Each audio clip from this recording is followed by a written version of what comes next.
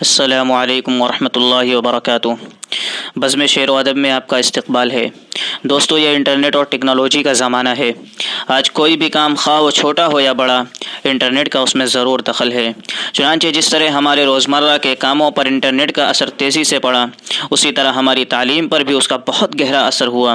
لہٰذا وقت کی نزاکت کو دیکھتے ہوئے بڑی بڑی یونیورسٹیوں اور تعلیمی اداروں نے اپنی کتابوں اور اپنے لٹریچروں اور مضامین کو انٹرنیٹ پر اپلوڈ کرنا شروع کر دیا، اور اسی طرح انہوں نے اپنے علوم و فنون پر مشتمل ویڈیوز اور ٹیوٹوریلز بنا کر شائع کیا، تاکہ جو لوگ براہ راست استفادہ نہیں کر سکتے وہ یہاں سے فائدہ اٹھا سکیں۔ چنانچہ محبان اردو زبان نے بھی اپنی کتابوں اور مضامین کا ایک بہت بڑا حصہ انٹرنیٹ پر شائع کیا، جو مختلف علوم و فنون پر مشتمل ہے۔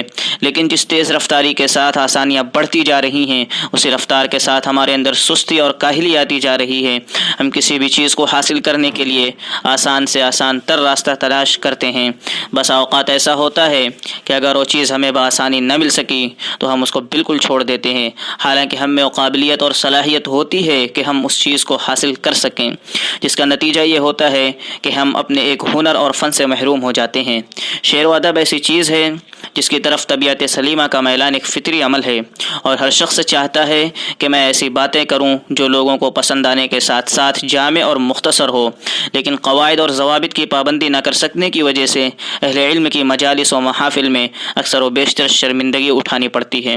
بس میں شعر و ادب کے قیام کا مقصد اردو ادب، خصوصاً صنف شعر کو جدید طریقوں سے فروغ دینا، اور ان لوگوں کو جو براہ راست کسی سے اپنی کسی مجبوری کی وجہ سے اصلاح نہیں لے سکتے، ان کی اصلاح کرنا ہے۔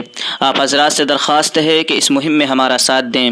دوستو، یہ ہمارا پہلا ویڈیو ہے، اگر کہیں پر کچھ کمیاں اور خامیاں نظر آئے تو ضرور آگاہ فرمائیں۔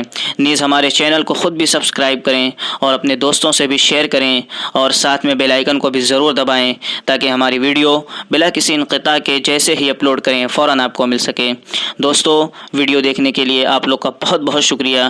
جلد ہی ملیں گے ایک نئی ویڈیو کے ساتھ، تب تک کے لیے خدا حافظ۔